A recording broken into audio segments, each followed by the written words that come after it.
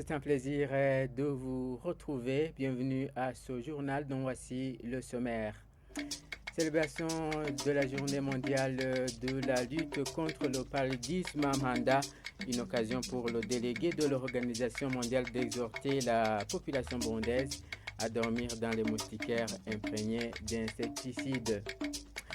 Et environ 1400 coopératives des collines du Burundi ont été financées par le programme d'autonomisation économique et d'emploi des jeunes au cours de l'exercice 2022-2023. C'est la déclaration de son coordinateur dans une conférence de presse tenue ce mercredi. Voilà pour le sommaire. Les détails, c'est dans un instant.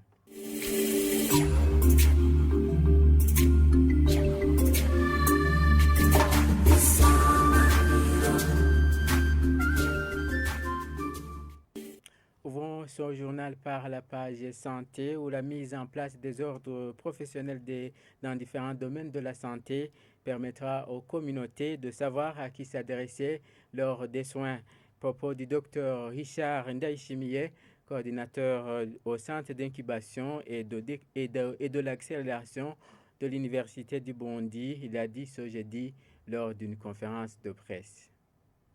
Les ordres professionnels ont la vocation à défendre le public en général. Et ce n'est pas la défense des intérêts des membres de ces ordres, mais ce qui prime, c'est les intérêts du public. Et ça, c'est même le point sur lequel nous sommes partis en montrant l'importance de la mise en place de ces ordres professionnels au niveau de chaque profession en général, et plus particulièrement dans le secteur de la santé. Et nous nous réjouissons du pas déjà franchi et nous avons encouragé les participants. Nous saisissons aussi l'opportunité de lancer un vibrant appel au gouvernement pour la création, la mise en place de ces ordres professionnels, que chaque profession au Burundi soit régie par un ordre professionnel, et le fait que le gouvernement l'a déjà compris et en mettant en place une loi relative, c'est déjà un grand pas.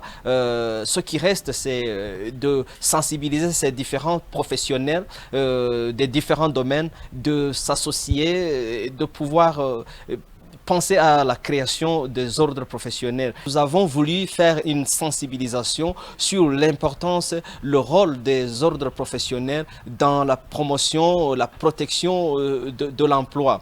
Et nous avons commencé par montrer le lien qui existe entre l'entrepreneuriat et les ordres professionnels. Et ce lien est très simple. On sait que l'entrepreneuriat, c'est une manière de créer des activités économiques, des activités sociales qui peuvent être génératrices de revenus ou non. Nous avons insisté sur le fait qu'en créant une activité, on s'intègre dans une profession. Et en s'intégrant dans une profession, on est censé suivre la loi, la réglementation de cette profession. Alors c'est dommage qu'il y ait des professions qui n'ont pas des ordres.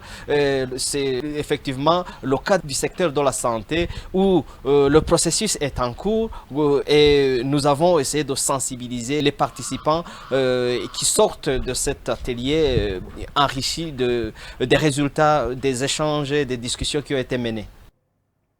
Je vous le disais dans les titres, les femmes enceintes et les enfants de moins de 5 ans sont les plus touchés par la malaria.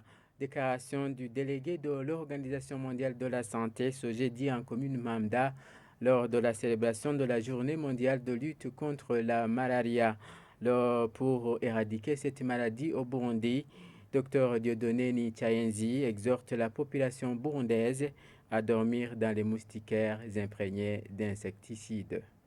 Les avancées enregistrées et les défis à relever en matière de recherche pour venir à bout de cette maladie qui, malheureusement, reste la première cause de mortalité dans beaucoup d'autres pays du continent, surtout en Afrique subsaharienne. Le thème de cette année étant de parvenir à 0 cas de paludisme, investir, innover et mettre en œuvre, met en lumière les efforts concertés entre filles qui donnent des résultats positifs. En 2021, grâce aux mesures prises conjointement par les pays touchés et par les partenaires, la mortalité liée au paludisme a baissé par rapport à 2020, malgré les effets néfastes de la pandémie de la maladie à coronavirus 2019. Du point de vue des progrès réalisés, un engagement solide au niveau national a été manifeste malgré la pandémie de Covid-19 et cela s'est traduit par de nombreux résultats. Environ 75% des 161 millions de moustiquaires imprégnés d'insecticides prévus ont été distribués. En cette même page, la maladie de l'hystérie est une réalité au Burundi. Parmi plus de 900 personnes accueillies par le centre Aluma jusqu'en 2023, plus de 30 personnes étaient atteintes de cette maladie. Lors d'un café de presse ce jeudi, Saniel Ndoyezu, psychologue à ce centre, évoque une chute élégante parmi les symptômes. Une maladie qu'on observe ici au Burundi. Parmi les personnes ou les patients que nous avons accueillis, nous avons déjà accueilli à peu près 900 patients et nous avons observé que à peu près 30 patients ont été diagnostiqués des troubles histrioniques. Et c'est pour cela que nous avons jugé bon d'informer les médias en fait que la population burundaise puisse savoir ce que c'est cette maladie, en fait que la population puisse aussi savoir comment faire et où orienter les patients qui présentent ces troubles de la personnalité ou bien ces troubles du comportement qui sont liés à cette maladie. Les principaux signes qu'on observe chez ces personnes, ce sont des personnes qui ont toujours besoin de l'affection plus que les autres personnes. Étant donné que cette maladie est liée à la manque d'affection suffisante durant l'âge de l'enfance de 0 à 6 ans, lorsqu'une personne atteint un âge adulte, il cherche toujours à combler le vide qui se trouve dans elle en cherchant d'attirer l'attention sur soi, mais aussi il y a ce qu'on appelle théâtralisme, où une personne manifeste des comportements qui semblent être des comportements des enfants, alors que c'est une personne qui est adulte.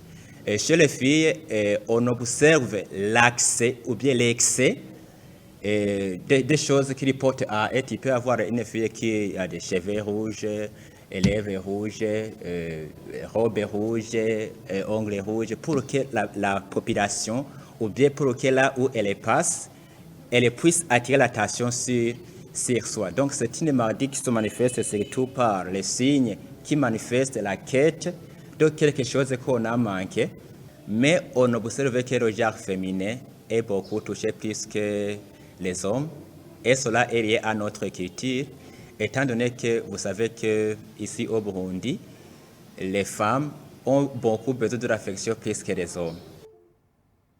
En page économie, environ 1400 coopératives des collines du Burundi ont été financées par le programme d'autonomisation économique et d'emploi des jeunes pour l'exercice 2022-2023, présentant les réalisations annuelles lors d'une conférence de presse ce mercredi à Gitega. Désiré Manirakiza, coordinateur national, ajoute que près de 10 000 jeunes ont été formés en matière d'entrepreneuriat. Nous avons formé au cours de cette année 9 982 jeunes formateurs qui sont appelés à aller former d'autres jeunes qu'ils ont laissés dans les coopératives.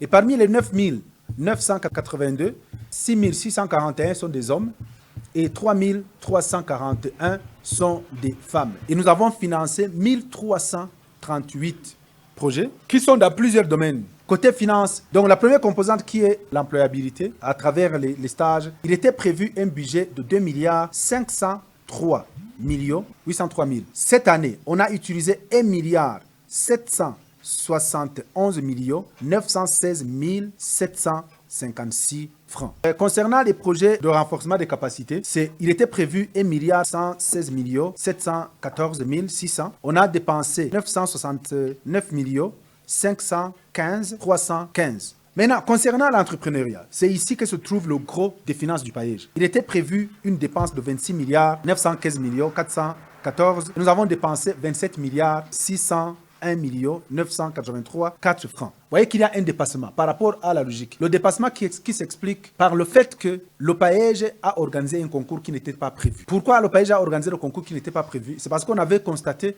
qu'il y avait des disparités provinciales par rapport aux jeunes qui déposaient les dossiers en ligne. Certaines provinces n'avaient pas de jeunes qui déposaient en ligne. Et pour que le PAEJ se positionne comme le programme le plus inclusif, il était question d'organiser le concours afin que toutes les provinces participent. Concernant maintenant l'appui à l'unité de coordination, donc c'est là que se trouvent les salaires, le fonctionnement, il était prévu 4 milliards 900 millions, 195 219 francs. Nous avons utilisé 4 milliards 417 600, ainsi de suite. Donc, globalement, il était prévu pour cette année qu'on utilise 35 milliards 436 millions 127 504. Nous avons consommé 34 milliards 716 millions 113 073 francs, avec donc un taux de décaissement de 98%. En actualité régionale pour clore ce journal, au Kenya, le réseau social en ligne Facebook appartenant au groupe Meta est attaqué en justice par quelques-uns de ses employés. Les informations tirées sur Africa News indiquent que cette action serait due aux mauvaises conditions de travail. Images et commentaires. 8 heures par jour à visionner des horreurs pour le compte de Facebook. Ce quotidien était celui de Nathan Nguzimana il y a encore quelques mois.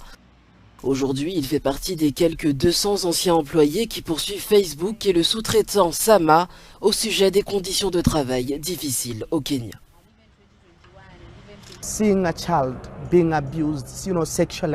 Voir un enfant être abusé sexuellement m'a vraiment touché. Voir une mère être abattue comme une chèvre, ça je ne pourrai jamais l'effacer de ma mémoire.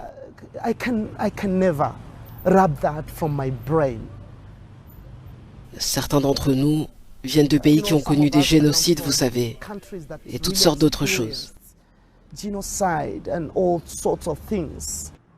Nkuzimana était employé au centre de modération de contenu du géant des médias sociaux à Nairobi, où les travailleurs filtrent toutes sortes de publications en supprimant notamment celles qui enfreignent les conditions d'utilisation. Facebook a mis en place des politiques standards qui donnent une direction aux modérateurs pour qu'ils sachent si oui ou non tel ou tel contenu peut rester sur la plateforme. Alors si vous vous sentez à l'aise en naviguant sur Facebook, c'est parce qu'il y a quelqu'un comme moi qui a été là avant vous, sur cet écran, qui a regardé. Est-ce que cette publication a sa place ici ? Sinon, alors je dois l'enlever, car personne ne doit la voir. L'action en justice entamée par les anciens modérateurs de contenu est la première connue en dehors des États-Unis. Pour les plaignants, le nécessaire n'a pas été fait pour assurer un soutien post-traumatique aux employés. Les lois relatives aux droits du travail au Kenya sont encore très anciennes. Actuellement, il n'y a pas de moyen de garantir que les personnes qui travaillent dans la sphère numérique sont protégées ou se protègent contre ce type de traumatisme. Nkuzimana et ses anciens collègues cherchent à obtenir un fonds d'indemnisation d'1,6 milliard de dollars. Leur sort est entre les mains de la justice kenyane. La prochaine audience aura lieu le 10 juillet. Et voilà, c'est par cet élément que nous mettons un point final à ce journal. Merci de l'avoir suivi.